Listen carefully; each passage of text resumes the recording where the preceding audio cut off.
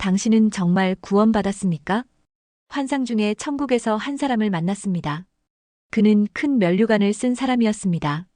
그가 저를 데리고 세상을 방문했습니다. 거기에서 자신의 아내를 보았습니다. 그가 제게 말했습니다. 아내는 평생 교회를 다녔고 예배를 한 번도 빠지지 않았으며 열심히 기도하고 봉사했다고 했습니다. 그런데 그가 비통한 얼굴로 말했습니다. 천국에 와서야 알았습니다. 제 아내가 아직 구원받지 못했다는 것을요. 거듭나지 못했습니다. 아내의 신앙생활은 습관이었습니다. 주님의 사랑을 제대로 알지 못했습니다. 그래서 아내의 구원을 위해서는 기도를 못했습니다. 당연히 구원받았다고 생각했지요. 지금 제 아내가 구원받기 위해서는 누군가가 아내의 구원을 위해 기도해야 합니다. 그의 말에는 아내의 구원을 위해 기도해 줄 사람이 없다는 의미가 담겨 있었습니다. 저는 늘 하나님께 질문합니다. 제가 아는 그 사람 구원받았나요? 하나님께서는 구원받을 만한 믿음이 있다고 말씀하신 사람은 정말 손에 꼽을 정도로 적었습니다. 저는 그들이 봉사와 기도에 열심히 있는 것을 알기에 마음이 착잡합니다. 그들은 자신이 구원받은 줄로 알고 믿지 않는 가족이나 친구들을 위해 기도하겠지요. 정작 자신은 그 구원에 이르지 못했는데도 말입니다. 그래서 저는 그들이 목회자이든 사역자이든 초신자이든 제가 만나는 모든 분들이 구원에 이르기를 기도합니다. 그러나 그 기도는 한 번만으로 되는 게 아닙니다. 저는 끊임없이 기도하지만 하나님께로 완벽히 언제 돌아올는지, 언제 구원에 이르게 될는지 모릅니다. 이런 기도는 쉽지가 않습니다. 상대가 깨달을 수 있도록 당신은 구원에 이르지 못했다고 말해줄 수도 없습니다. 저는 단지 그들이 스스로 깨닫고 하나님께 겸비하기를 바랄 뿐입니다. 많은 이들이 자신의 믿음을 오해합니다. 자신은 구원받았다고 생각합니다. 주변 사람들과 비교해서 더 기도하고 더 많이 드리고 교회 예배에 빠짐없이 출석하고 다른 이들보다 더 베풀고 더 선한 것 같고 더 열심히 있다고 여기기 때문입니다. 바리새인들이 그렇게 기도했지요. 그러나 세리는 자기 자신이 죄인임을 알았고 하나님께 은혜를 구했습니다. 주님은 그를 더 의롭다고 말씀하셨습니다. 우리는 자신의 의로운 행동이 구원에 이르게 한다고 여깁니다. 그러나 하나님은 우리의 심령을 관찰하십니다. 저는 기도 중에 심판대 앞에서 천국과 지옥으로 가는 자들을 보았습니다. 주님은 그들에게 물었습니다. 너는 나를 사랑했느냐? 그 사랑을 알고 실천했느냐? 너는 나를 믿었느냐? 심판대에 서 있던 사람들은 주님 앞에서 거짓말을 할 수 없었습니다. 주님을 사랑하지 못했다고 말한 자들과 주님을 믿지 않았던 자들은 음부로 떨어졌습니다. 구원받은 자들의 특징은 무엇인지 짐작하셨나요? 하나님을 사랑합니다. 하나님의 사랑으로 사랑을 실천합니다. 하나님을 온전히 믿습니다. 하나님도 사랑하고 세상도 사랑한다면 하나님을 사랑하는 게 아닙니다. 하나님도 믿고 재물도 믿는다면 하나님을 믿는 게 아닙니다.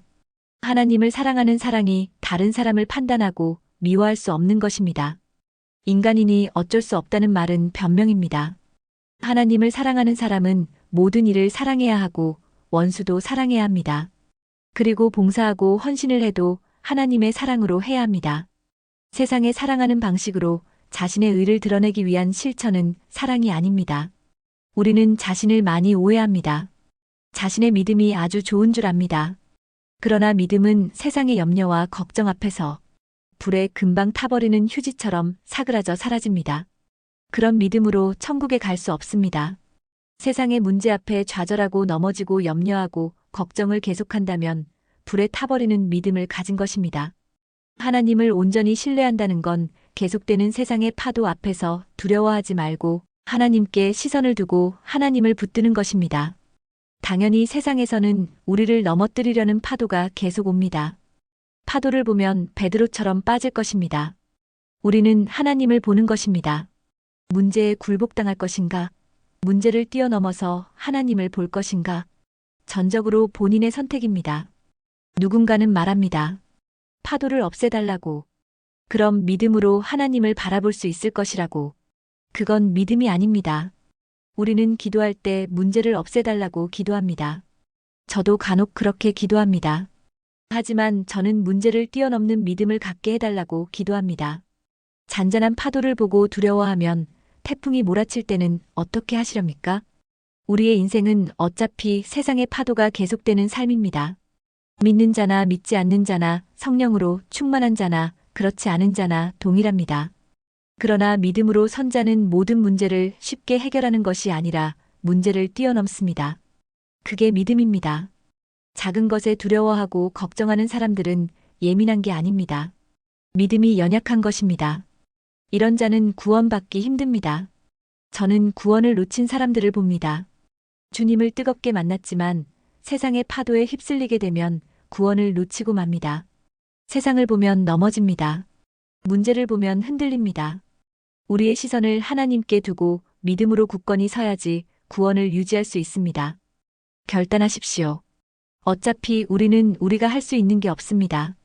우리에겐 한계가 있습니다. 아무리 돈이 많아도, 능력이 출중해도, 배경이 좋아도, 도와주는 이들이 많아도 그것들을 의지할 순 없는 것입니다. 그것들은 다 사라져가는 것들입니다. 우리는 우리 삶의 완전한 구원자이신 주님 안에서만 평안을 얻을 수 있습니다. 저는 말씀드리고 싶습니다. 구원은 쉽게 얻어지지 않습니다. 그리고 매일매일 자신의 믿음을 점검해 보십시오. 정말 하나님을 사랑하는지, 자신을 더 사랑하는 건 아닌지, 자녀를, 돈을 더 사랑하는 게 아닌지 점검해 보십시오. 이러한 점검은 우리를 구원에 이르게 할 것입니다. 그리고 고민하셔야 합니다. 나는 천국에 들어갈 만한 사람인지. 이 고민이 여러분을 구원에 이르게 할 것입니다.